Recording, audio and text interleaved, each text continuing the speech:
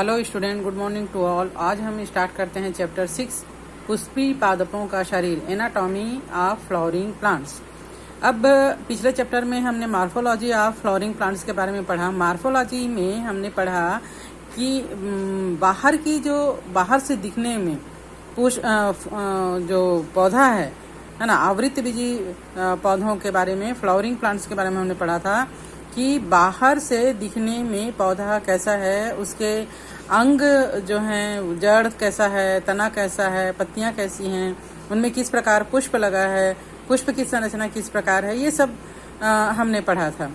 शारीरिकी के अंतर्गत, एनाटॉमी के अंतर्गत हम अंदर की जो संरचना है उसे पढ़ते हैं। चाहे वो जीव जंतु हो या पादप हो, उनमें बहुत सारी समानताएं और बहुत सारी विभिन्नताएं जो है उनके कार्य के अनुसार या वातावरण में अनुकूलता के अनुसार आ जाता है।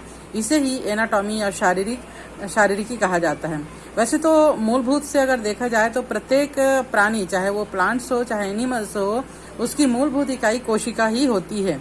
और जैसे जैसे बहुकोश की प्लांट्स और एनिमल्स की ओर हम आगे बढ़ते हैं तो ये कोशिकाएं जो हैं वो मिलकर समूह बना लेती है किसी भी को कार्य करने के लिए, तब वह कहलाते हैं ऊतक। और ये ऊतक किसी ऊतकों का समूह जो है वो किसी खास कार्य को करने के लिए अंग मिलकर अंग तंत्र और एक प्राणी की संरचना का निर्माण करते हैं। इस प्रकार एनाटॉमी के अंतर्गत हम एक कोशिका की, यानी किसी भी कार्य को करने के लिए उसकी कोशिका या उसके ऊतक किस प्रकार डिफरेंशिएट हुए हैं, किस प्रकार विशेषीकृत लिए हुए हैं, इन्हीं सबको हम अभी पुष्पी पादपों को शरीर या एनाटॉमी ऑफ फ्लावरिंग प्लांट्स या एंजियोस्पर्म में हम पढ़ेंगे। तो यहाँ पर जो पादप होते हैं, है ना, तो इनका अंग कौन कौन सा है जो कार्य करने के लिए विशेषीकृत हुए हैं। जड़ जो है वो जल और खनिज लवण का अवशोषण करते हैं। तना जो है वो पौधे को सहारा देने का काम करता है। और पत्तियां जो है वो प्रकाश संश्लेषण करके भोजन निर्माण का काम करती है। फूल जो है वो रिप्रोडक्टिव ऑर्गन है। और फल जो है वो बीज को संरक्षित करने का एक माध्यम होता है।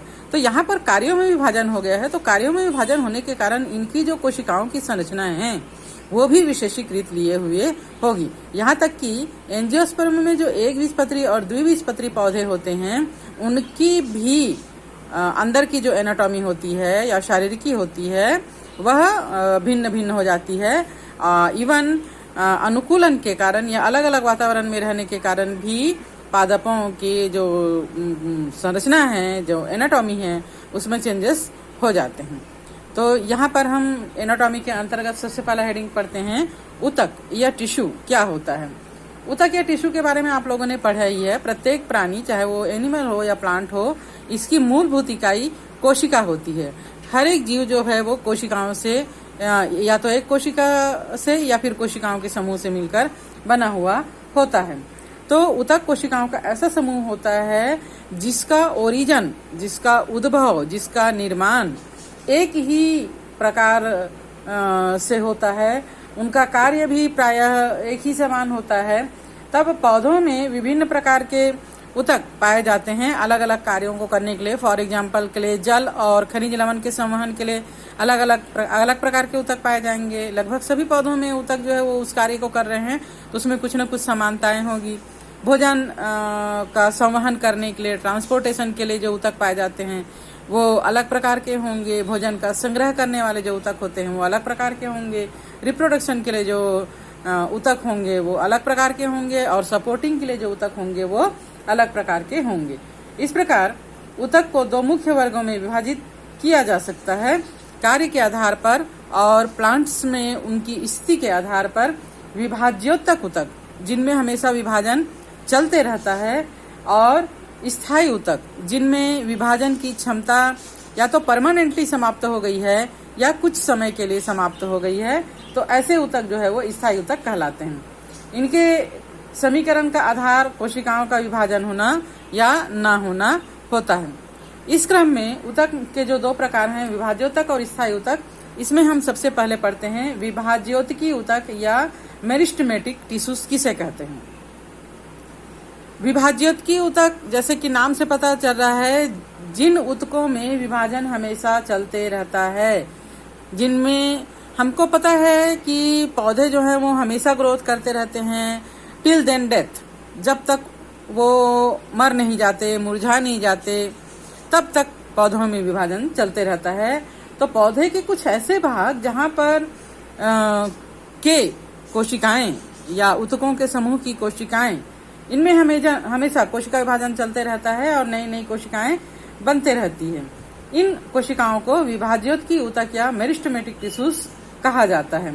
इनकी आकृति प्रायः गोल, अंडाकार या बहुमुखी हो सकती है। इनके बीच में जो अंतर कोशिकीय अवकाश का पाया जाना है, चूंकि इनमें विभाजन कंटिन्यू चल रहा है, इसलिए इंटरसेलुलर स्पेस या अंतर कोशिकीय अवकाश इनमें नहीं पाया जाता।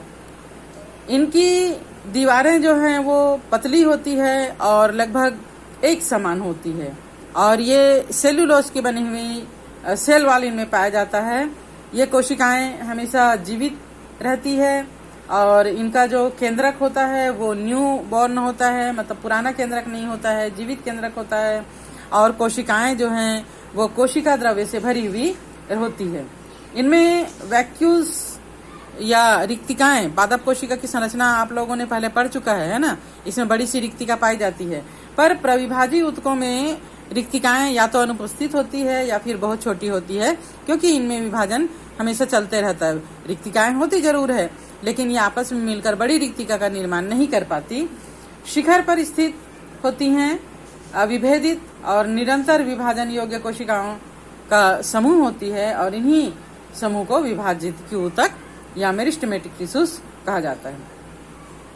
पौधों में वृद्धि मुख्यतः सक्रिय कोशिका विभाजन करने वाले विशिष्ट क्षेत्रों तक ही सीमित होती है। अब इस क्षेत्र को ही मेरिस्टेमेटिक क्षेत्र, मेरिस्टेम कहते हैं या विभाज्योतक क्षेत्र कहते हैं। तब पौधों में विभिन्न प्रकार के विभाज्योतक क्षेत्र या मेरिस्टेम होते हैं। स्थिति के आधार पर विभाज्योतक ऊतक को 3 भागों में विभक्त किया गया है। जैसे कि यहाँ पर आप डायग्राम में देख पा रहे हैं, जड़ या तना का शीर्ष भाग है ना। पौधों में जड़ या तना का जो शीर्ष भाग होता है, जड़ में सबसे नीचे का भाग और तने में सबसे ऊपर का भाग, इनकी कोशिकाएं हमेशा विभाजित होती रहती है और जड़ और तना की लंबाई को बढ़ने में ये सहायक होती है। तो इस क्रम में हम सबसे पहले पढ़ते हैं शीर्षस्थ विभाज्योतक, एपिकल मेरिस्टेम क्या होता है। ये मूल और तने का शीर्ष में पाया जाता है। इसे अग्र विभाज्योतक, अग्र भाग में पाए जाने के कारण, स्थिति के कारण इसे अग्र विभाज्योतक ऊतक कहा जाता है। विभाजित होकर प्राथमिक ऊतक बनाते हैं। मूल शीर्षस्थ विभाज्योतक मूल की चोटी पर और तने की शीर्षस्थ विभाज्योतक तने की चोटी पर यानी शीर्ष भाग पर यानी अग्र भाग पर होते हैं।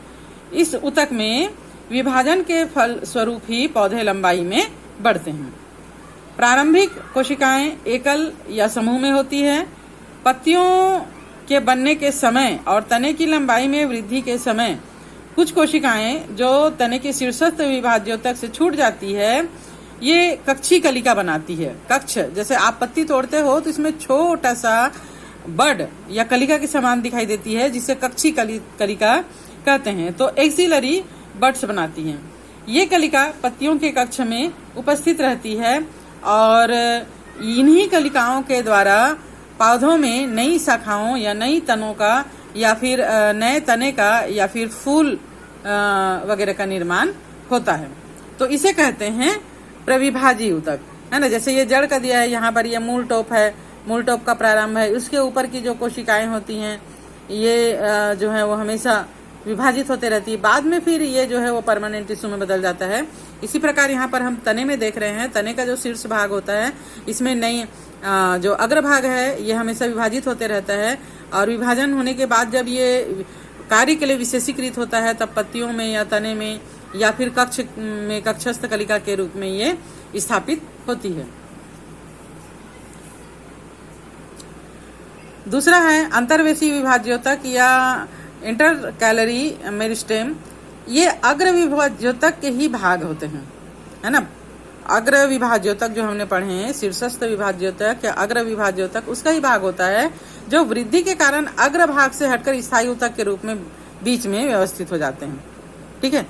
जो खास करके ये द्विबीजपत्री में पाए जाते हैं। अग्र विभाज्योतक जैसे जैसे यहाँ पर जैसे तने में यहाँ पर विभाजन होते जा रहा है, ये आगे बढ़ते जा रहा है और पीछे की कोशिकाएं जो है वो स्थायी होती जाती है। लेकिन बाद में ये जो है वो स्थायी तक बन गया, जब ये परमानेंट हो गया, इसमें विभाजन की क्षमता अभी खत्म हो गई।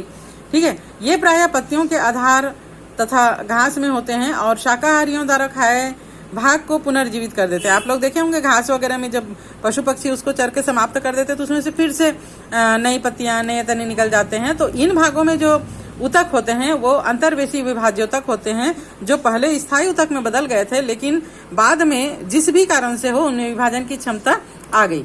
शीर्षस्थ विभाज्योतक और अंतर्वेशी विभाज्योतक दोनों ही प्राथमिक विभाज्योतक होते हैं, क्योंकि वे पौधे की प्रारंभिक अवस्था में ही आ जाते हैं। ये उतक शीघ्र ही स्थायी उतक में परिवर्तित हो जाते हैं।